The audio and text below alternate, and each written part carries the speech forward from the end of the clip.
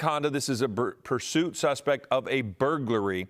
And right now, what's interesting is you can see the other cars in traffic. So this person is basically going at the rate of speed of the commuters.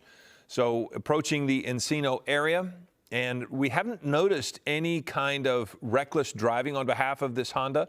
There we go. I'd say we were about to say we'd lost it a little bit.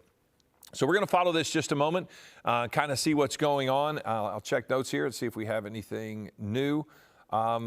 Mostly it's just we've got to our, the talent, the stuff that we have mentioned. So we've gone through the Sepulveda Pass area, and I'm getting that LAPD is trying to authorize a pit maneuver and some spike strips. Now that would be problematic there on the freeway, but you're getting ready in the event that this vehicle might get off the freeway and then move into neighborhoods. Apparently, now we're getting word that LAPD is in tracking mode and that ground units have pulled back, but they have clearly re-engaged here.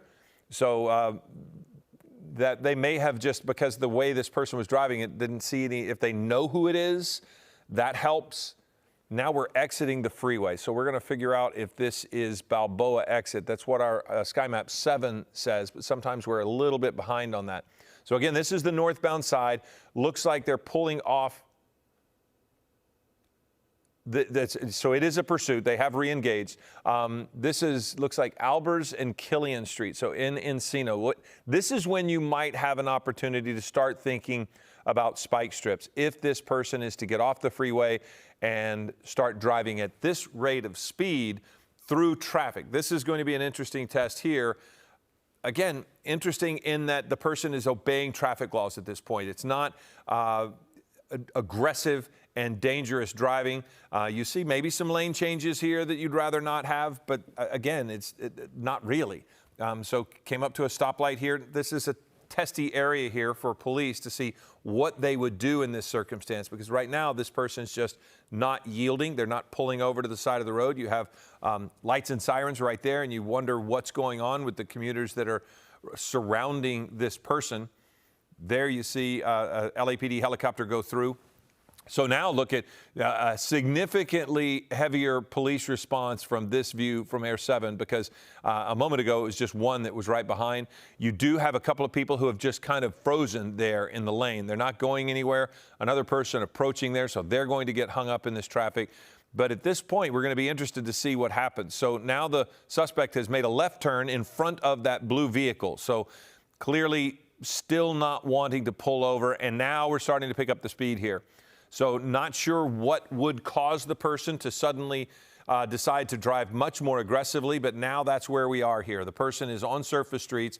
Looks like it's Burbank Boulevard in the Encino area, and he has now picked up the speed very much. Again, this is a burglary suspect that was on the 101 freeway. It started in North Hollywood, and it was pretty much just going at the rate of speed there on the interstate. But now that we're off the interstate and in some of these surface street areas, you're seeing that the person is really starting to pick it up. So this black Honda has either been involved with a burglary or the people driving it are burglary suspects. We're not quite sure exactly how this was going on, but now you're starting to see some more aggressive moves, driving in and out of the lanes. You're going to see, as it approaches these intersections, that's always a big tell as to what the person's like. We saw them just sitting at a red light a moment ago, and now we've approached an intersection and just kind of a rolling through. So it's not overly dangerous, but certainly the fact that they have not wanted to stop and picked things up is probably a reason for concern for officers.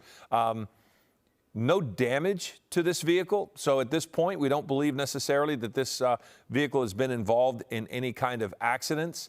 I'm guessing this is White Oak, but we've seen this vehicle turn off of Burbank Boulevard. So we're going to kind of zoom in here on our map and see if we can't figure out exactly. Okay, we got White Oak. So I'm just kind of looking at my map. The White Oak is a north-south road, so not sure if we're going north. It looks like maybe we're going south on there, but I'm not quite positive on that. So we have now entered White Oak and Oxnard in Encino. But again, this is just like before where you saw the vehicle stop, obey traffic, and now you notice the impact to other drivers. See the white van there was entering the intersection and stopped just to see what was going on, because you can clearly hear and see the sirens at this point. Now you've got another person who's just making their way through that intersection, all while the black Honda sitting next to that other car is just waiting for the intersection. So we are told this is northbound on White Oak. And so we are at White Oak and Oxnard, which is very near. You've got the park, the Los Angeles River, you're going to be coming up on before too long. An Encino's Farmer Market is at Victory and White Oak. That's generally where that is. But again, this is Oxnard and White Oak. The person is northbound on that on White Oak. So if you're driving through this area, be aware of that. But what's interesting is this person is pulled out into the intersection and stopped, and now is going to continue on. Driving actually into the turn lanes a little bit there, crossing the double yellow. So again, here we go where the person had stopped and then just decided to suddenly speed up, and the officers are left in a real chase mode. So there for a moment, it was in a surveillance mode, and they were just kind of watching, but then they re-engaged, and so this is an absolute pursuit, trying to stop this burglary suspect. Looks like this is going to be Victory Boulevard that they're pulling up next to. And again, this time an oddity in leaving a little more space between themselves and the intersection. Not sure if that is intentional, but the person is still not stopping. And officers really have not done anything aggressive when the person has stopped at these intersections. Just been kind of letting this play out. Again, we've heard them talk about the possibility of asking for authorization for a spike strip. Now that this person is on surface streets, that might be more of a possibility. But then they picked up speed, and that makes it a bit of a challenge. Plus, we haven't seen any repetitious behavior at this point that would allow officers to kind of get in front. It is possible that on White Oak, as they head northbound, that you might be able to get up at one of these intersections, but it's going to be difficult. If for no other reason, the size of these roads, you have 4 lanes plus the median there, so it will be a difficult thing for an officer to get a spike strip out in front of them. But at this point, the chase continues now, moving on White Oaks. Again, White Oak Avenue, again, northbound. That was probably Victory that they just went through, be approaching Van Owen before too much longer here. But just really moving along 50 to 55 miles an hour here on this road, which is not horribly fast, but certainly above the speed limit in that space and putting a lot of people at risk. I mean, children are back in school now, and hopefully they are in the middle of school, so you're not going to have a lot of people out due to lunch yet. And you notice that the traffic is pretty light. So if there is a good news, that is it. So now we're turning here, and it does appear as if that is Van Owen. So now probably heading eastbound on Van Owen. And that was White Oak and Van Owen. So now heading in the direction, if I'm reading the maps correctly here, Luis Avenue, and before too long, Balboa. So back somewhat in the direction of where they came from. So if anybody in the booth wants to correct me if I'm not right, but I do believe that is Van Owen that the suspect is on. Again, not horribly dangerous driving, just at this point kind of a failure to yield. Hasn't even really driven through any intersections against the light, putting other people at risk. I think if there was any kind of risk that we've seen, it was the confusion that was caused by other commuters when they watch all the police and they kind of pulled into the intersection and stopped back. But now here we go again, having gone through that intersection. Again, this is Van Owen, westbound, and I think Mulholland Middle School will be coming up not too far from here. But this is a burglary suspect, and we're trying to see. It's kind of difficult to see with those the tinted windows if there are more than one person in there. We haven't had a chance really to slide on either side. Just trying to kind of take a look inside there and see. But again, this is Van Owen, and we're just going to kind of see where this guy goes. Now you're seeing some of the commute, sneaking in and out of traffic. And again, 45 miles an hour. More than anything, I think a lot of people are going to see and hear the lights and sirens, and that's probably going to be a bit of a startle when you see somebody passing you here in traffic. So we're still kind of in the Encino area. So yeah, we're in Lake Balboa now. So having passed Balboa is my guess, and we're just still continuing on. Actually, if they keep going this direction on Van Owen, they will go underneath the 405.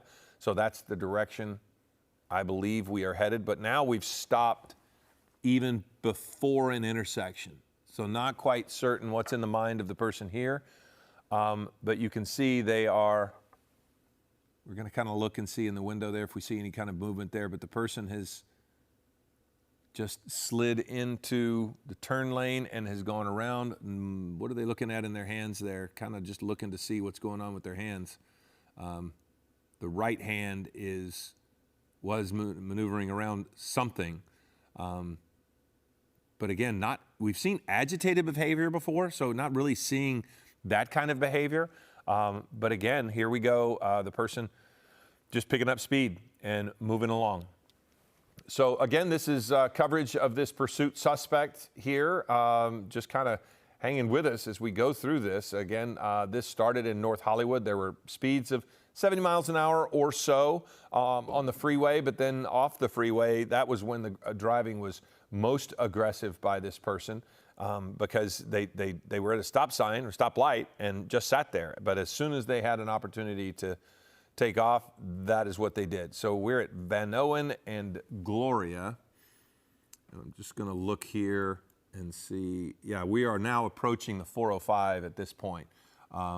Just trying to give you guys some markers as far as where this might be if you're looking at trying to avoid this. So they're approaching the 405.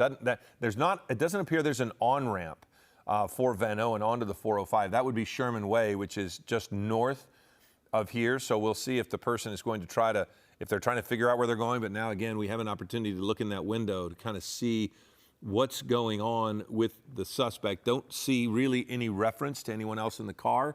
I mean, that's very casual behavior. He's pulling something out of a container of some sort.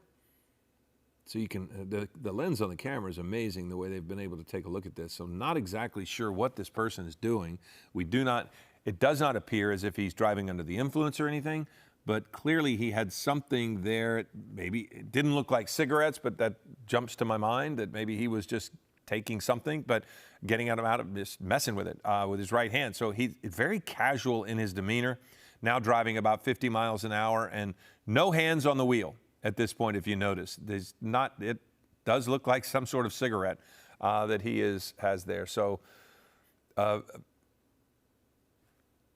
okay. Okay. So just some housekeeping for you guys. We're going to break away in just a moment for an update on television, and then we'll continue to cover this. Right now, we're just doing this on our streaming channel. But as you can look in with his hands there, again, he's doing something. It did look as if he was getting a cigarette for himself. Actually, that might be drugs, okay? That he might be under the influence at this point. If anybody in the booth wants to confirm that for me, it does look as if this person is doing some sort of substance that is illegal. So now you have the issue of driving under the influence, which, that could change a lot of things. If this is meth that he's using, you're going to have a lot going on. But I don't know for sure, but I do believe that was drug paraphernalia, and it did look like it was a lighter of some sort that he was using there. So that might add some things to this chase if this person begins to show any kind of consequences of using drugs at this point. But right now, as we watch this person drive, he does not seem to be showing any effects of that. So that's just something to monitor, something to think about. We are about a minute away from our news cut-in, which will be on ABC7 and seen here. But again, this person is on Van Owen, and I believe heading east. And I did not see him go onto the 405, but I believe he probably did at this point, and might be approaching the Van Nuys DMV if this map is showing me the right way. If he comes up on Van Nuys pretty soon, we'll be looking at that.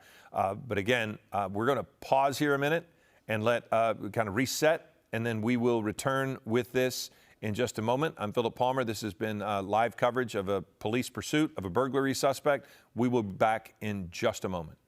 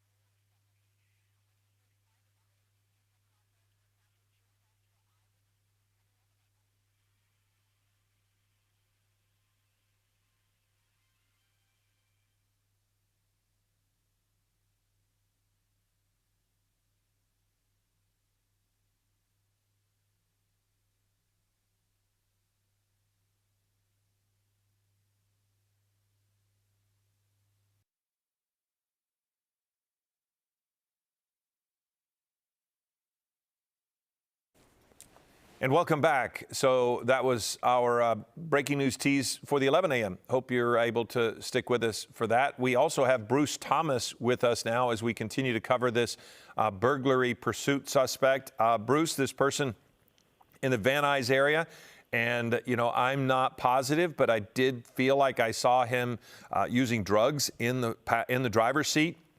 How does that change what's happening, or does it change what's happening for police as they try to pull this guy over? Yeah, good morning, guys. Yeah, it does, because now you have someone who's under the influence of a controlled substance. I mean, just like someone under the influence of alcohol, their thought process is not rational. Well, and depending on the substance, it can create agitation. It can create aggressiveness. I mean, or it could do the other. So, I mean, here we go. This is one of the more aggressive turns. So, I mean, do you factor that in? I mean, if you think that he's using and you see a change in behavior driving, does that change the way you try to stop him? Well, yeah. I mean, you know, you have a burglary suspect, so you have a felony crime. Using a controlled substance is basically a misdemeanor, but it does make the thought process, the rationale of listening to officers or commands, it does go the other way. Exactly. Okay, well, we continue to watch, and earlier, you know, we had a moment where this person had just stopped at an intersection, and then he just drove away quickly. I mean, we had a moment where LAPD had disengaged, but then re-engaged. What generally is the motivation for re-engaging? I can understand the disengagement when maybe it's not that dangerous to the public, or maybe they know who it is. But then when they changed it and went right back on it, is there generally more knowledge that comes to them and more information that say, okay, we need to go for this? There can be some additional information. As you said, maybe the suspect was maybe armed, or it was a more than just a burglary. It could have been a home invasion, could have been something like that. But, you know, the fact that you're following this guy or gal, I'm not sure if we determined that yet. You know, the pursuit is being done more safely than some of the others we've seen. So LAPD has re-engaged it. Well, Bruce, I'm not positive you were with us when we had the moment where we kind of saw what he was doing in the car, but we have been able to re-rack that video, and you can actually, it does look as if he has a pipe and a burner of sorts, and that just implied to me that something was going on beyond, we saw him actually trying to kind of load something up, but, when you have this, you pretty much have more information, correct? That's correct. I mean, like you showed him when you re-racked it, is he using marijuana? Is he using crystal meth?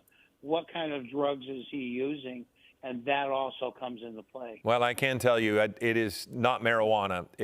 He's got it in a pipe and warming it up, so my assumption is that it's methamphetamines at some point. But our live look here on the left, and Bruce, I mean, the reaction for somebody using methamphetamines is a lot different than somebody who's smoking marijuana. Yeah, very much so. They're two opposite ends of the spectrum. The marijuana is a little more mellowing effects, whereas the methamphetamine amps you up and gets you a little more riled up, which could be an issue for the police officers at the terminus of this pursuit.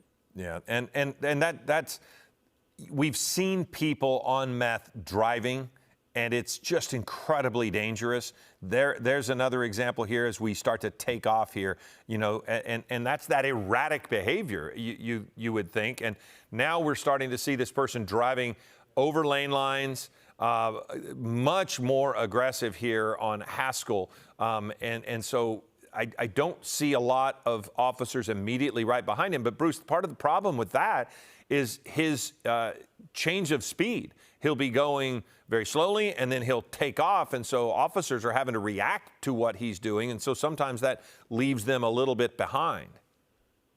Yeah, to your case in point, it seemed like the light switch was flipped on, where his driving pattern, he's all of a sudden higher speeds, a little more aggressive. Could that be the methamphetamines kicking in and doing that, which makes him a little more paranoid? I would say yes. Well, we continue to see this person going on Haskell, I do believe is the street he's on. And again, though, if there is good news in this chase, it's that the person has pretty much stayed on his side of the road. Now, this is a little bit more aggressive behavior in trying to avoid traffic. He, in general, hasn't worried too much about other people because he has been following traffic laws. But now we see some quick movements. He's actually into traffic there, going to surprise people. Now you see him pulling a U-turn there and starting to head the opposite direction. Looks like that is Saticoy.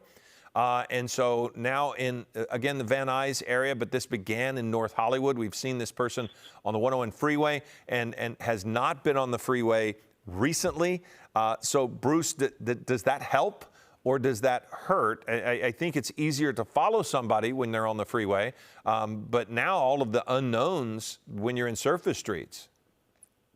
Yeah, very much so. When you're on a freeway, it's kind of a controlled environment, meaning you're going one way at whatever speed you want to do. But now you're on surface streets. You have to deal with cross traffic, pedestrians, bicyclists, other issues like that. And that causes issues for law enforcement. So again, this pursuit suspect, we started following this about 20 minutes ago, but the suspect has been, on the run from North Hollywood in this burglary situation for quite some time now. So we're just continuing to follow and see what happens, trying to keep you posted as far as where the person is. We know that it looks like it's Van Nuys, so that's probably Woodley Avenue, if I'm guessing correctly in the direction, because Woodley is much more of a main street. And again, just that is another north-south road, if that is where he is, Woodley and Daly. But again, the person has not caused any accidents that we've seen.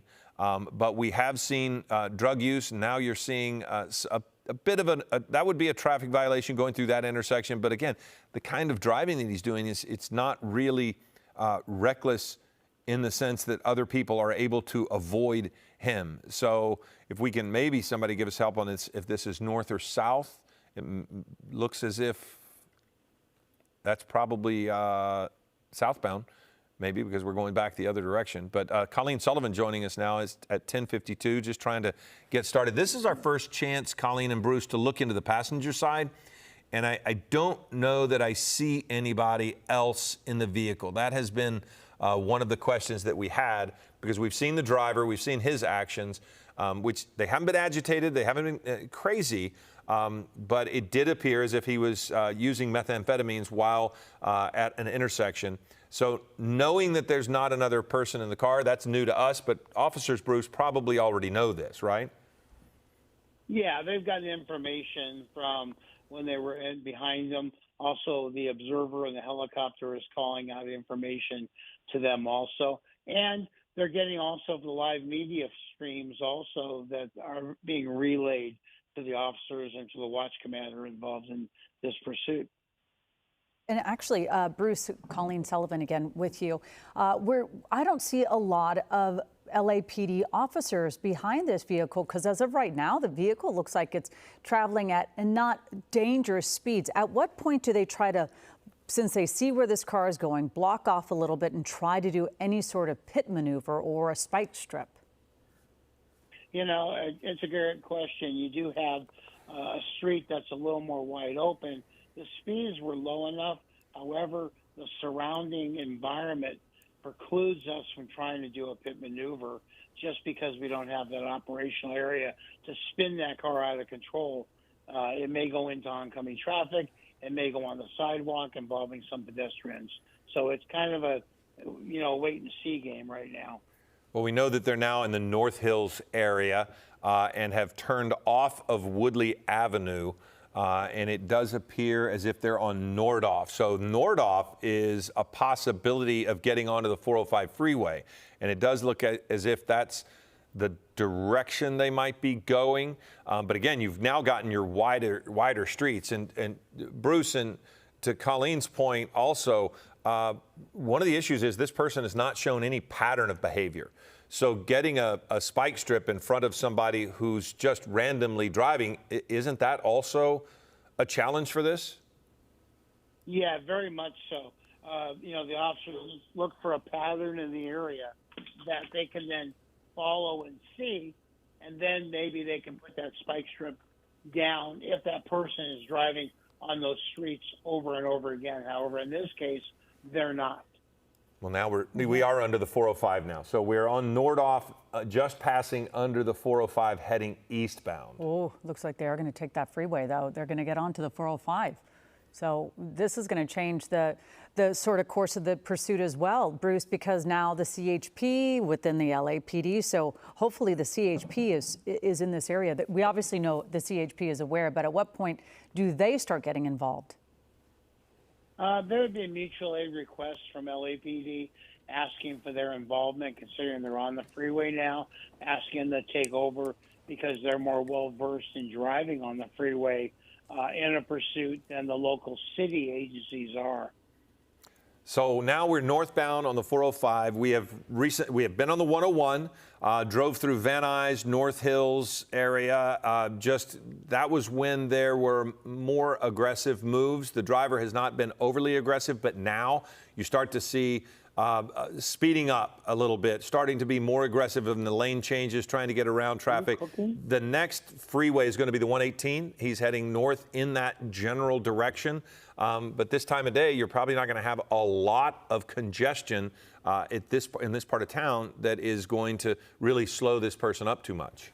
Yeah, it's always interesting when you see the 405 being smooth sailing for drivers, because so many of us use this as a major artery and commute for our daily lives. So to see this driver being able to go as quickly and maneuver throughout these lanes is pretty remarkable. But again, Philip, you're right. It doesn't look like there's going to be a huge, and heading this direction too. They're sort of away from heading into LA and the Valley and the West Side. So yeah, and he'll have the he'll have the 118 first, but then after the 118, you have the merge onto the 5. So there's a couple of different directions this might take itself here in a moment. But you know, this space at this time of day, you know, is usually going to be kind of open. But again, being in North Hollywood and then in Encino, he's just kind of driving around. Yeah. There's, again, you know, I keep mentioning the lack of a pattern here. And then you add the drug use to it that we've witnessed. This could go anywhere. It certainly can. And I always feel so worried, like right there, that driver got over, not realizing there was a pursuit suspect right behind them. So you just try to figure out, what do you do when there is somebody being pursued by authorities and you're trying to figure out if you have to take the exit or not. But now this pursuit. Looks like they're exiting Rinaldi. Oh, Rinaldi, okay. Or no, Sepulveda. I apologize. Yes, It looks like they're going to go off of Sepulveda there. Yeah, we're always lucky we get the sky map because it does help us a little bit figure out exactly where these suspects are. Again, we don't see other people in the car. Obviously there's the driver, but the back seat, we're not quite sure. We do know, you know, we've had some people in the newsroom think that there may be other people in the back seat, but as of right now, I haven't seen any movement. So, of course, authorities do have to keep that in mind. How many people are in this car, and if you do see them doing. Oh, no, this is a bad move here. Now we're terrible. going into oncoming traffic. This is not good because this person now, Bruce, is going to end up potentially on the freeway, and that just makes everything change. And again, it goes back to the drug use. This is a pattern of behavior that we have not seen, but probably about 10, 15 minutes ago, we saw this person using methamphetamines. We are now breaking into our coverage here on Eyewitness News, a burglary pursuit that has just taken an incredibly dangerous turn. This is Eyewitness News with live breaking news. Good morning, I'm Philip Palmer along with Colleen Sullivan. We have been watching a burglary pursuit that has been nondescript for the most part, but then we watched this person, this black Honda, enter the freeway the wrong direction. And it was so dangerous there for just a moment. And without making too many assumptions, we witnessed methamphetamine use, we think, about 10 to 15 minutes ago.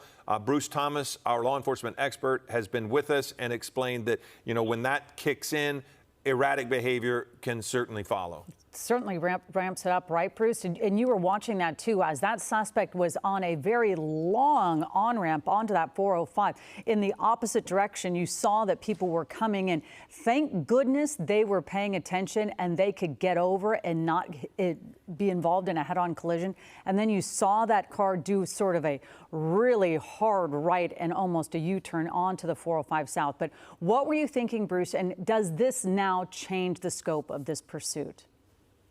Well, one, it was a very horrific scene to watch. You know, you just kind of gut check yourself as he's going the wrong way on the freeway. Luckily enough, he was able to make a U-turn and head in the right direction now. However, his speeds have picked up greatly on the freeway, and he is, you know, driving a little more aggressively now. Could that be a direct result of the methamphetamines, the drugs in his system? I would say probably yes. Well, now we're watching this suspect, and I think Bruce hit the nail on the head because the driving behavior has changed dramatically. We have not watched initially this suspect change across lanes like this, but he has gone in and out of the carpool lane. He's sliding all the way across 5 lanes of traffic. Now he's sliding over almost into the shoulder to try to pass people. This is southbound on the 405, and anytime, this is another dangerous move. Passing on the right, you know, you can lose control of the vehicle very quickly in that space, and it's just terrifying for the people who are driving in that far right lane. Yeah, they're very, you know, they're unsuspecting motorists. They're driving, doing about their business, and you have a vehicle going at a high rate of speed, passing illegally on the right, and then cutting across and cutting them off. So that just creates a whole dangerous situation for everybody. Yeah, we're now seeing that this driver is tucked under that tree right there, trying to figure out what they're going to do. They're obviously at the Nordhoff Street exit the Aqueduct Avenue as well in North Hills. But again, we're watching this driver trying to figure out, we do not know if this driver knows this area, but they seem to want to keep getting off on North Hills, in the North Hills area. Well, we don't know also because we saw him get off and then turn around, get right back on. Now, Air 7 has him at an ARCO station.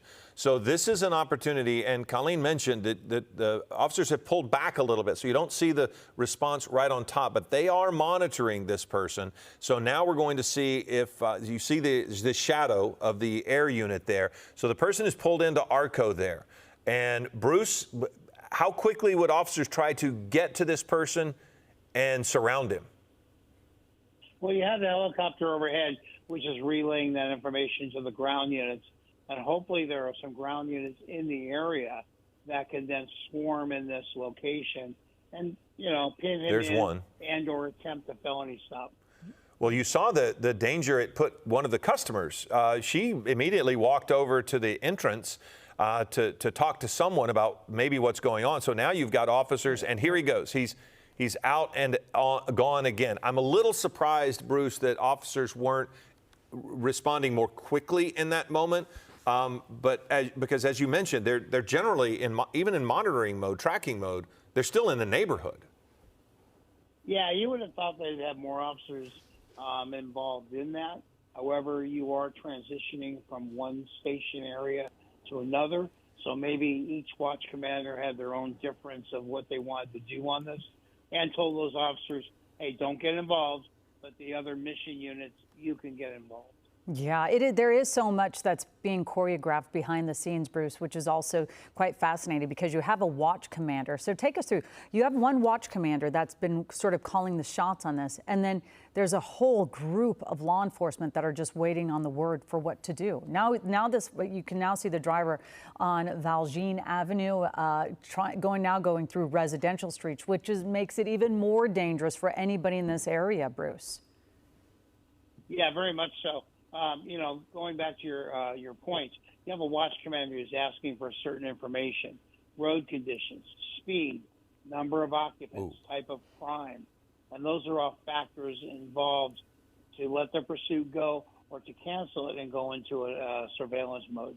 Okay, now we see this suspect driving aggressively through these side streets, but what people might not have seen when we first came on to this was when he entered the 405 freeway going the wrong way. That's this moment here on your right. That happened at about 2 minutes before 11, and you can imagine the sheer terror for all of us watching this when he started at this point going the wrong direction onto the freeway, and you'll see that he made this quick U-turn.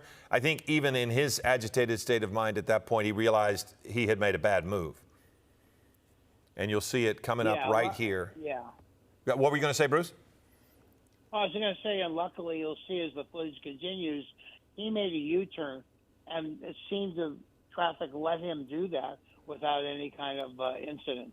Yeah, that nobody. Luckily, where this happened, nobody was right there because you saw the driver being very cautious when you saw the semi trucks right there. So that approaching vehicle was able to stop and get out of the way because it looked like he was gonna pop up on that freeway, but then there was a few big trucks. But again, we're watching this driver now navigate residential streets, and there's some speed bumps in this area to slow down cars. So you saw him having to go, but just I thought it was going to go a little airborne. At this rate of speed, he hits one of those speed bumps, he could lose control of the car very easily. And again, you're in a neighborhood now. I know. And so you're at a point where luckily most people are either at work or at school, but you still have people who are going to be out and about at 11 o'clock. So this driver, it's kind of hard to keep up. Our map is going to be Sky Map 7 is a little bit behind sometimes, but he's making so many quick turns. There's another officer right there, maybe just even happening upon this, but that is an odd move. That's very odd. Turning around to get behind the officer, and now there's an officer behind him. So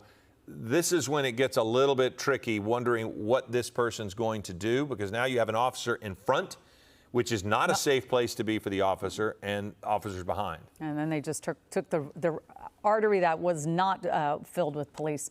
So, Bruce, what happens now? You have these police officers in this area. This driver doesn't seem to know where they are driving, so we don't know if there's going to hit a cul-de-sac or not. But what do you think they're going to do now? Are they going to try to surround him? Well, they're going to swarm the area with units, meaning that in that geographical area, they'll ask all the units to kind of come into that area and hopefully funnel the suspect into a cul-de-sac or into doing a stop of some sort. Well, one thing that we have noticed is he's now starting to drive on a couple of repeat streets. So he's kind of been in this space. I saw that one looping street there. So if he starts making some more frequent transports in more, his transportation, his vehicle, his streets, if he gets on common streets, they're going to be able to get in front of him. In the Northridge area, Plummer and Gothic.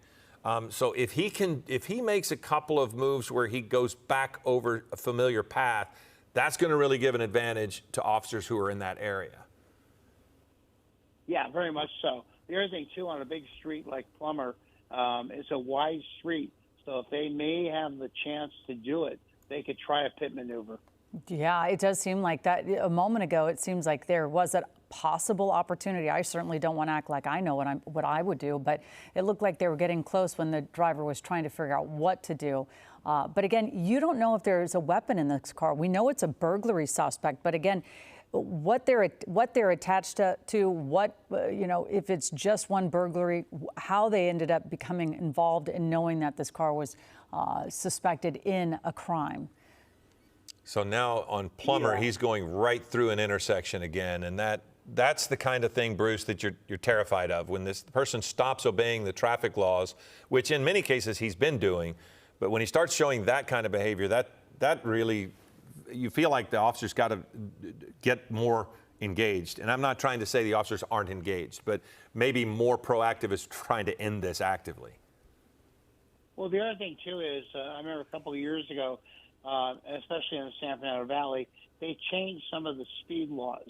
So 35-mile-an-hour streets became 45, and streets like Plummer became a 45. So people are going through the intersections at a higher rate that this guy's blowing through. Yeah, and I am trying to figure out, this car is the driver is going to end up going back into the residential area. It looks like they're slowing down, but it could be just my perception. But it looks like they're slowing down, probably trying to either figure out where to go or have they run out of gas? You just never know. Did they have a full tank when they started this morning and then the pursuit happened? So, well, to your point, that makes me wonder if that was the reason for pulling into the Arco. Right. He may be, but you can see he still is driving in and out of traffic a bit there. Plummer, in one direction, he's going to end up basically kind of running into the area of Cal State Northridge. Heading in the other station, other way, he's going to run in to the Sepulveda Valley Medical Center. So there's the gas station video. Now, I don't think he was there long enough to get gas. And as soon as police showed up, he took off again. So it does, if I'm looking, can we tell? Okay, that looks like he's gone into the area near Cal State Northridge, as I was mentioning a moment ago. So he has traveled Plummer all the way down into the area of Cal State Northridge. If I'm accurate on this map here, we've kind of lost him, have we? Because they have to watch out for the Van Nuys Airport, right? Yeah, so they're going to have those air traffic restrictions. But again, we're going to get back our eyes on this pursuit suspect as well. But again, we saw this person making some very, very dangerous maneuvers. And so authorities absolutely, whether it's the LAPD or if they get on the freeway, the CHP, they are going to want to pull this person over. But they don't know if he's armed. Well, we're waiting for Van Nuys air traffic controllers to let us move through their airspace. But Bruce, is LAPD in the same boat? They have air traffic following this. What kind of procedures do they have to go through to get through the same airspace? Although they're a lot lower. Yeah, very much so. They're bound by the FAA rules of flight restrictions due to Van Nuys Airport and also Burbank Airport, as that's a thoroughfare for the planes coming into Burbank. I just got some additional information. When he pulled into the AM/PM, he actually did pump some gas. Oh, That's something we've seen in like the last 3 pursuits. Yeah. There was the guy with the motorcycle who right. drove away with the hose still in the car. And that video on the right is where he entered the 405 freeway heading in the wrong direction, which was terrifying for a moment. It really was. And then, Bruce, again, that driver obviously didn't have enough time to get a bunch of gas in the car. So it does lead you to believe that they were desperate. They were really on empty, on fumes. So they will quickly be back on fumes because they couldn't have had, we were seeing them go into that gas station. We cannot see them actually get out of the vehicle and pump gas. But Bruce obviously has intel on the inside. So, Bruce, wouldn't that lead you to believe they were only in there just for a minute or two? So in order to get gas that quickly, they have to put their credit card in. I don't even know how they could do it that quickly. Yeah, exactly. Even if for a minute, it seemed like it was more like 15 to 20 seconds. Right. But to your point, you've got to use a credit card or a debit card or something in order to engage the pump to give you gas. Maybe, So but remember there was a woman that ran to more the and more entrance, clues, Bruce. Remember the woman that that's ran to true. the I don't entrance? know. Look at this Yeah, motorcycle I don't know what driver. her involvement is. Yeah. Oh my goodness, this guy. This isn't going to end well when people get involved. Bruce, I'm not sure if you can see this motorcycle or a courier trying to basically tell this driver to pull over or slow down, and they're now becoming part of this pursuit on a motorcycle. What are you thinking now when you see this?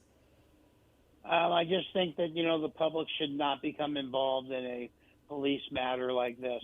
They may have been upset they were cut off or something. Maybe they feel they're trying to get the license plate of the vehicle. But in this case, it just causes more problems for everybody involved. This is so dangerous for the motorcycle person or the scooter. I can't really tell if it's a motorcycle or scooter, but they are actively trying to engage with this person for whatever reason, and they are at such risk because they don't realize what this person's all about that's in the car. And they're now talking to each other, yelling at each other, and the motorcyclist is in the wrong lanes. And so now, even with an officer behind, the person on the motorcycle continues to engage. Bruce, does that ever surprise you that somebody is so unaware of what is happening that they continue to do this? I mean, the police are right behind them. Yeah, each pursuit we see just lends to a new education for everybody involved. And for the LAPD, I'm surprised they have not got on the PA and told that motorcyclist or scooter person, get out of the way, stop, pull over. You're involving yourself in something you don't need to be involved in. Yeah, and could they possibly face any charges? And I know our director was saying, do you think that they may actually know each other, being that this driver has been in the same area for quite some time? Anything's possible. Could they face charges? Possibly for interfering with a police officer in the performance of their duties would be my guess. But, yeah, it's hard to say at this point. This is unbelievable to me. I do lean to the possibility that maybe they know them. But What is gracious, going on? for whatever reason, if they don't know them, they need to stop. It's borderline insanity. If they do, then you kind of understand maybe trying to get this person to pull over and stop. What I was going to say a moment ago about the ARCO, I think maybe a woman was pumping the gas and he just took her gas and started trying to pump his own. In that sense, he wouldn't need the credit card. He'd just take it right away from because if you noticed at the very beginning, a person ran over to the entrance and as if they were saying, hey, this guy's doing this thing. So that's just a conjecture. Hypothesis, yes. But I wonder if maybe that's what was going on. But this has really taken a turn with the motorcyclist who started to engage with this suspect, the fact the suspect went the wrong direction on the 405, and now you're starting to see, and there's the motorcyclist is still there. What is going on here? There has to be something. You cannot just want to be part of a pursuit if you are not involved. Bruce, common sense. They have to know the person. They have to know. They tried to get into the vehicle. They tried to open up that passenger side door. What are you thinking? Yeah, they definitely know each other through some communication. It did appear maybe the suspect was on a cell phone calling this person who lives in the area, come and get me or come and get involved in something like this. But there's definitely some sort of relationship. So it does appear as if the motorcyclist has pulled back a little bit. That is likely due to the work of the officers, correct? I mean, I've got to think that someone engaged that motorcyclist and said, "You are making things worse." But no, there they they're are right off there. to the right.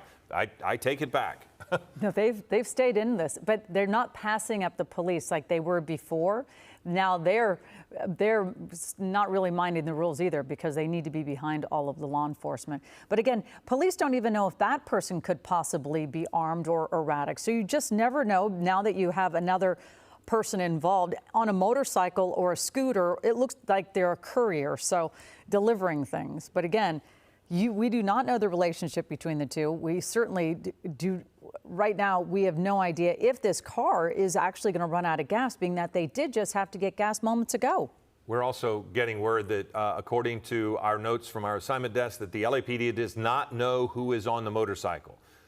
And this note says they are approaching with caution. That makes perfect sense, Bruce, because as all of this is so unusual, and again, we're flying back through airspace with Van Nuys, so we're having to get permission to move through that airspace. That's why you have this particular shot. So let's ask Bruce about that. I mean, you can't know who's on the motorcycle or how they might be involved or their danger to the officers, correct? That's correct. What surprised me is you had a multitude of maybe 8 or 9 LAP units involved in this pursuit. And I would think one unit could have pulled off and pulled over that motor scooter to prevent them from interfering. Right. Except what if that motorcycle person's armed? I would think that that would be the cautious part for LAPD in that moment. It would be, however, you conduct a felony traffic stop. Get them to stop, you come out with your guns drawn. This is where we're watching some of the video from when the motorcyclist sort of became involved in this pursuit as well, trying to slow down, trying to communicate. And you can see it trying to say, slow down. And that driver is not doing what the motorcyclist, and I don't know if that's a male or a female. It might be a woman on the motorcycle, right. a man in the car. Right. So it could be girlfriend, sister, mom, wife, mom, whoever. But again, to return to one of the elements that we watched very early on, we did see the suspect in the black Honda using what appeared to be methamphetamines. So there was a moment where he had stopped at an intersection and appeared to engage in drug use. And then after that, maybe 10, 15 minutes, you really saw a change in aggressive driving. But officers have continued to pursue, and we don't know if, you can see here on the video over here on the right, he'll actually stop, and you can actually see him take some sort of lighter or burner of some sort and heat up the pipe. So it just is a conjecture on our part, but it does appear as if he was using illicit drugs, and the pattern of behavior that changed afterwards also was more of the idea that that might be what was going on. You can see it right about now. That's when we realized when we were streaming this, okay, this might take a turn a little bit. So now we're looking live on the left, that's tape on the right. And again, the person has just not stopped, but continues to be quite aggressive. Yeah. Bruce, what are you thinking when you see a suspect sort of engaging in drug use right in front of police officers? Well, it's disconcerting because now the person is under the influence of a controlled substance, just like some of the influence of alcohol. The thought process, the rationale goes out the window, so to speak. Well, we did get word from our assignment desk that the LAPD has taken the motorcyclist into custody. So the person, male or female, we believe it was a woman, was actually pulled in front of the vehicle, almost trying to make them stop and slow down. We watched that person almost get into the car, but Black Honda just took off, and the motorcyclist just kept following along. So that person is now in custody, according to our assignment desk and what they've been able to see from Air 7. Well, they certainly needed to take that person out of the equation. There's no doubt about it. That was getting so dangerous. You are not at all. I think this is when they pass up then they pass up the motorcyclist, and the motorcyclist is now realizing that's that. Let me figure this out, and really takes dramatic, moves right here, right there, goes in front, gets beside, keeps really agitating this driver to try to force them to get off the road, which was not working. And you can see they do not give up for quite some time. And when they get to an intersection and they're going to turn, the motorcyclist then gets off the bike, runs to the car, and tries to get inside. So that's when we started realizing there must be some connection between the two. We've also noticed now on in that video, and then also I think on the left, the sunroof is open. Now that is a small detail, but it does appear as if the windows and the sunroof and the driver's side windows are all open now. And originally they were all closed. You couldn't really see inside. But Bruce, what I'm bringing that up for is it really does allow officers to see inside the vehicle much better. You know, there's the moment that Colleen was just talking about. Yeah. I also think, Bruce, it's only because I've had a car at one point that did not have air conditioning. And so if I don't want to use a lot of my gas, I roll down the windows and try to use the natural air as an air conditioning, because I think that this person may not have a lot of gas if they tried to get gas. So Philip makes a very good point. Now that the sunroof is open, I don't know if it reclosed, though, from our vantage point, because, again, we're in air traffic control space being restricted. But what do you think that has to do with, Bruce, why they decided to open up the sunroof? And what kind of vantage point does that give to law enforcement? You know, it's a good question. I wish I had an answer for you as to why the suspect did what he did. However, it does allow law enforcement from the aerial platform to see inside that vehicle and see exactly what is going on, if there is more than one person, and is there any kind of illicit paraphernalia additionally in that vehicle. Well, quite frankly, that's kind of what I was thinking, was that we watched the person smoking, so they may have just simply opened it up for that reason. But we're on Plummer, and what was told to me just now? Okay, yeah, they're heading into a parking garage, which I'm just kind of looking. I'm trying to see that's White Oak, so trying to figure out exactly. They were on Plummer and near White Oak, so we'll look and see what exactly that is. But that becomes really problematic for us. But Bruce, I would think that it's kind of a good thing for officers if they were trying to put this thing to bed, because they went right in after him. Looks like it's a campus parking garage. So it is Cal State Northridge. We talked about that a moment ago. That's the end of Plummer, basically. But that's kind of good news, isn't it? I mean, because now you're able to control the environment and box this person in. Or is it bad news? Yeah. No, it is good news, because now you can contain the problem, so to speak. The officers went in after them, and additional officers will surround that parking structure. So there's only basically one way out, one way in. Yeah, I was wondering, I was thinking of some innocent soul going over to their car and getting carjacked or something, and then suddenly, if it happens fast enough, you just never know. Many times, you know, we see the cars go into parking lots, and those drivers, it's attached to a mall or it's attached to a very busy area where sometimes they get lost in the crowds. Well, to your point, I think one of the things that's troubling is colleges don't have a regular 8, 9, 10, 11 schedule. So you could have students who are arriving for a 12 o'clock class or wrapping up from an 11 o'clock class, and they're going out to their car and they're stuck in the middle of all of this. So that's dangerous, problematic. But if there is good news, we saw them aggressively following. Bruce, how quickly does campus police get involved in something like this? The Cal State Police were notified of this. Probably were following it on the mutual aid radio channel. So as far as them getting involved, it's more of an assisting role. They're not actively going to get involved in the pursuit. Yeah, but they might be able to secure the environment as far as move students away. If the person is staying in the parking garage and unable to get out, then I suppose that campus police would help keep students away and safe, for that matter. Yeah, correct. They'll definitely be part of the peripheral to allow LAPD to conduct their police business without interference or not having to worry about additional students or faculty. Okay, so now we are kind of maneuvering Air 7 so that we can get into a position to see. It is somewhat difficult in that the flight patterns at Van Nuys Airport are affecting where we're able to go and how we're able to get there. Also, LAPD is going to be, flying around as well, so you're going to have to be careful with that. So we're trying to get a position where we can actually see what's going on. But at last check, this black Honda, a burglary suspect that has driven from North Hollywood on the 101, the 405, many different freeways, at one point driving the wrong way on the 405, but has now found themselves inside a parking garage at Cal State Northridge.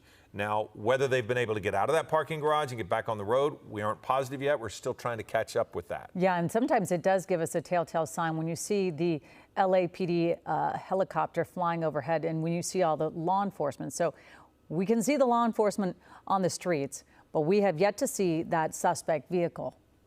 Did see some aggressive moves there on LAPD driving on the wrong way. There he is right there. Goodness. Okay, we've gotten out of the parking garage and a high rate of speed there. Yeah. That kind of caught us off. Almost got in a and he's crash. losing Yeah. control of the vehicle. So we saw an LAPD officer pull over to the curb, but going the wrong way. So they clearly knew that he had gotten out of that parking garage. And here we are back on the run here with a person under the influence, a burglary suspect, showing aggressive driving now as opposed to what it started with. Yeah, it always ups the ante sort of when police start showing that they're making some aggressive moves. That officer, it looked like there was two. They were going to try to stop the vehicle from maybe coming at them, like just by I think they were trying to get out of the way. Oh, I was thinking just their presence, but you just never know. And now they're going to another gas station. That lets you know that this person probably is in desperate need of Okay, fuel. so here we see now officers right behind. You've got a car that's innocent person right in front. The person is navigating through. It doesn't look as if the officers are going to let him stop and get gas this time, Bruce. I mean, that was much more a quick response than the previous, but it's also due to the way he's driving, right? Yeah, his driving has definitely picked up in a more unsafe manner. The high rates of speed coming at the officers. It's definitely, we've seen a change in behavior. But as Colleen was saying, this is the second time he's tried to pull in and get gas. We had a report that he might have gotten some gas at the first station that he pulled into. There was no chance he got it there. Zero. And again, the difficulty of getting gas is using your credit card and that kind of stuff. So he's almost got to find somebody who's pumping gas and just steal it from them. Yeah, or find somebody who has gas, like a work truck that has gas on the back of it or something. Obviously, this driver needs gas, and police know that, so they could just kind of wait him out too, wouldn't you say, Bruce? They could just follow him like what they're doing. Hopefully, he'll ease up on the gas pedal and make a little bit more safer choices, because at some point, this driver is going to have to pull over. It seems pretty clear that if they keep going into a gas station. Yeah, they're going to stay behind this suspect vehicle. He obviously needs gas, or he wouldn't have tried a second time also. There we go again. The other thing, too, I noticed when Air 7 pulled out a little bit, there seems to be some traffic collision damage now on the right side of the vehicle, which I didn't see before. It did look like there was something, but like the front fender, I saw something, but I couldn't tell what was grabbing my eye. So maybe they nailed something in that parking garage. It looked like the passenger door, maybe, so they may have tried a pit maneuver in the garage. So he went into that parking lot. We lost him behind that building. There he goes. Oh, so now we're back into a parking lot, and he's done this a couple of times, pulling through parking lots, but they're getting more dangerous, and he's losing control. He's on the edge of being able to lose control of his vehicle, because he's made a couple of moves where he really just loses control, and you can see him wiggle a little bit, which is usually right before a pit maneuver. But he's just, I think the frustration and the angst for this person is really turning it up. And they keep going into parking lots. And going, there it is. He's got a destroyed back wheel. So at some point, they may have gotten a spike strip down. That also explains why he was unable to control the vehicle as well. The damage you see on the right-hand side, that person pulling right in front of him for a parking spot ends up finding themselves in the middle of a police chase. But this looks like we're nearing an end here because of the damage to that vehicle. And going. Yeah, I think what transpired. Yeah, I'm sorry. Yeah, go ahead, Bruce. No, go ahead. What transpired is trying to get out of that parking garage. If you don't pay, they have those spike strips built into the ground, so you may have hit that. We're also We're also getting word that coming out of the parking garage, he had a crash.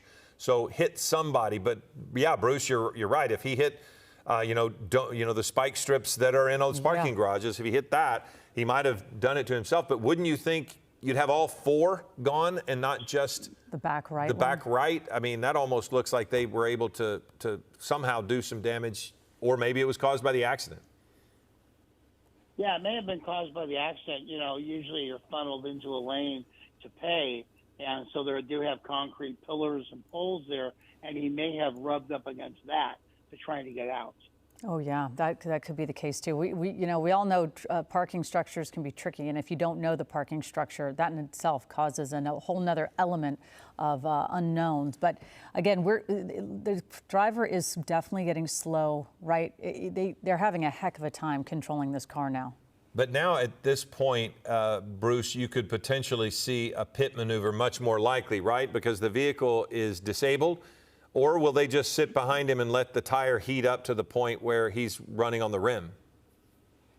Well, yeah, the tire definitely has deteriorated to the point where we're on a rim now. However, to try to do a pit maneuver on this vehicle, you have to have certain operational areas of the street. So they may just stay behind him, let the vehicle disintegrate on its own, and then let's take this into conclusion. Okay, so we're looking at Devonshire, and I believe I saw him pass Montgomery a minute ago. So he's actually, if this is what I'm looking at, approaching the 405. So I doubt he's getting back up on the freeway. So that's Devonshire and Haskell that we're looking at. So again, the vehicle is not going to be getting up to high rates of speed anymore. At this point, we're just going to keep letting you know where this vehicle is. It looks like, yeah, there's the 405. So he is going under the 405.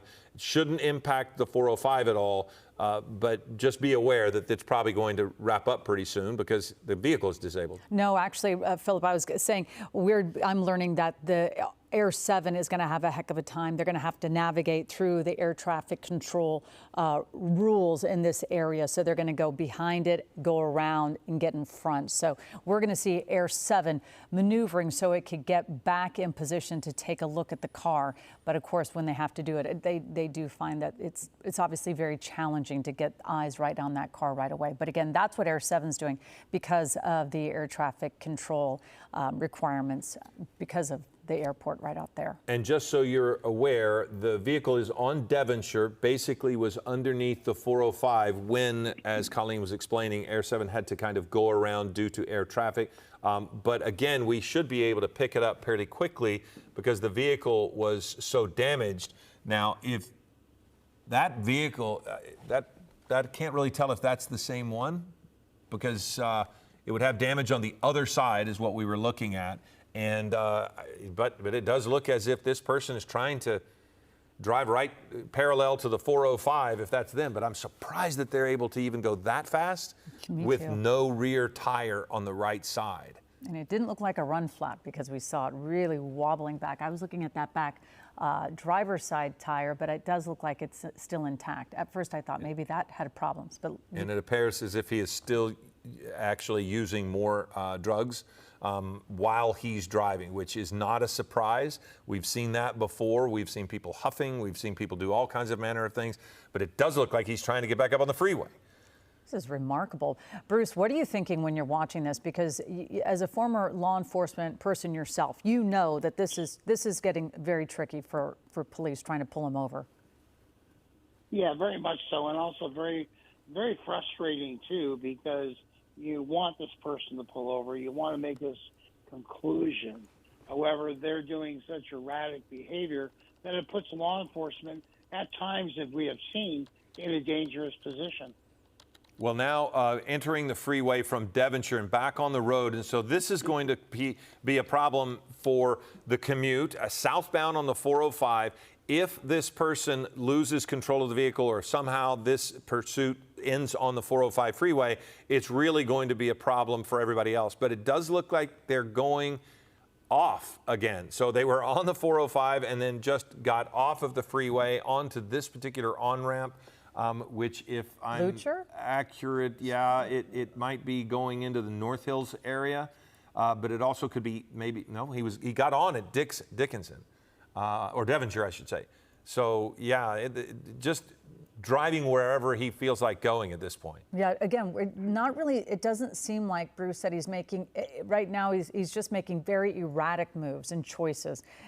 It doesn't seem like this person knows where they're going anymore. It looks like they're getting back on the freeway, or is it not? This little area is tricky because they have a lot of, they're getting back on the 405, but the 405 north, the south, 405 again. So sort of staying right where they ended up again, like a little circle back on the Devonshire street there, on-ramp. So again, this pursuit is one of those pursuits that I don't know how this driver is going to continue to be able to maneuver this car without a back tire. Yeah, at some point, this back tire or the rear passenger side is just going to deteriorate to the point where the rim all of a sudden is now engaged. He's there at that point. I saw a moment ago. It's riding on the rim at that point. So that's going to start to heat up. And we've seen that before, where it can heat up to the point where it causes significant damage, which, disables the vehicle further. And a fire. Sometimes they spark. Sometimes it will actually catch fire. But I'm just shocked at the speed right now able to go. But again, it's a front-wheel drive vehicle. So that tire is still engaged. So he's able to at least propel the vehicle that way. But you can notice how difficult it is to maintain control of the vehicle because it sways and it swerves as it's going roughly 50 miles an hour. But if he's under the influence, and he's under the influence of methamphetamine, and you already have built he's up going to be adrenaline. agitated, adrenaline, and so much unpredictability that I don't think we can expect anything to happen. We can just wait and see what happens. Did we see what that on? Roscoe. Yeah, That was Roscoe. Okay. Yeah, go ahead, Bruce. Well, I was just going to say, we have a Honda Civic. It's a little more lower profile vehicle, meaning the tires are a little more compact than a regular passenger car. So that may be working into the suspect's favor in this case. I would agree. But now, having gone past the Roscoe exit, so they're heading southbound on the 405, this is something for people to be aware of. Still have a long way to go, really, to get to the 101. But now, wow, so he's turned it around. And that is, again... Oh, gosh, this is... There we go. Now we've got the end of the pursuit because he has turned back into oncoming traffic, and he's going to take off and try to run. So this is going to be dangerous as he's going across streets, and he's just not wanting to stop. So the 405 is going to be shut down for a moment. People need to be aware of that. Looks like CHP officers, LAPD officers have gotten to him and gotten it under control there. We'll take him into custody. But for the commuters, be aware, near Roscoe, the 405 is going to be a mess until they can get that vehicle off the road because he turned around and drove into oncoming traffic and basically into the officers. What a remarkable ending right now, Bruce. Yeah, a very safe ending, I might add. Yeah, at first, I didn't see it going to be a safe one. Okay, so now let's try to let everybody know. It looks as if we're saying that's near Nordoff, but you can see the airbags deployed on the vehicle because they ran right into the SUV. It is going to be on the southbound side of the freeway, but it was a northbound accident as the suspect turned around and drove straight into the vehicle. And Bruce, not that the CHP was intentionally trying to hit that vehicle, but driving into oncoming traffic, you have to say, better to run into one of those vehicles with the guard on the front than it would be for running into an unsuspecting motorist. But we're lucky that an officer wasn't hurt with the pace that guy ran into somebody head on. Yeah, very much so. You're right dead on everything you just said because, the long way on a freeway at speeds like that can be just deadly.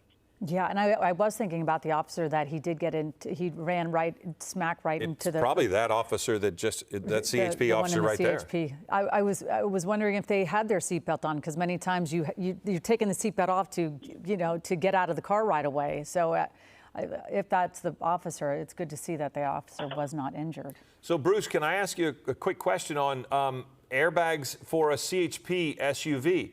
Are they different than a regular vehicle? Because that kind of accident head-on should have deployed an airbag. It did in the suspect vehicle, as you look at videotape right here.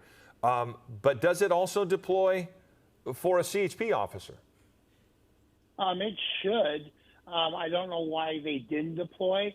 It was a head-on collision of some sort, so maybe they just disengaged the passenger because there is not a passenger in that vehicle. However, they should have deployed. Yeah, it does appear, because that's only one CHP officer in the midst there of all the LAPD officers. So my guess is, since that was an SUV, that was a CHP SUV, that's the officer that jumped out of his vehicle and followed it. And kudos to him. I come back to this, the bravery of this person. He did not try to avoid the vehicle. It was almost as if he locked his brakes and said, I'm going to be hit. You can watch it here again. The suspect driving southbound turns around and goes northbound. And watch this officer. He was in the path of it, did nothing to avoid it, just waited and let it hit him. And it, by default, protected every single person behind him. That is just amazing work there, Bruce. Yeah, very much so. The officer, you can classify him or her as a hero by doing this. Yeah, and I was at some point, you know, within the CHP, you see that officer, that CHP officer jamming to go get that suspect into custody. But many times the CHP also, during a certain period of time, they have a partner during not their introductory period, but for a period of time to learn the ropes. But this was looked like a CHP that was by themselves, so very seasoned, I'd say. Yeah, sometimes they have, like you said, two officers involved. Sometimes it's just one. This could have been a supervisory vehicle where it was just one officer. Well, I'm noticing they're checking him out to make sure he's healthy. It looked like he was checking his hands a little bit. And one of the things that I know is that if the airbag did deploy, and it doesn't look like it did on him, but you know, he was checking his hands. So if he was bracing himself for impact, which he knew was coming, you know, that could break a wrist. Even the airbags, if they did deploy, they can break bones. They come out so strong. But there's just no doubt the officer holding his position there and letting the suspect run into him saved the people who were behind. It looks like that person might be the driver of that SUV that was right behind there.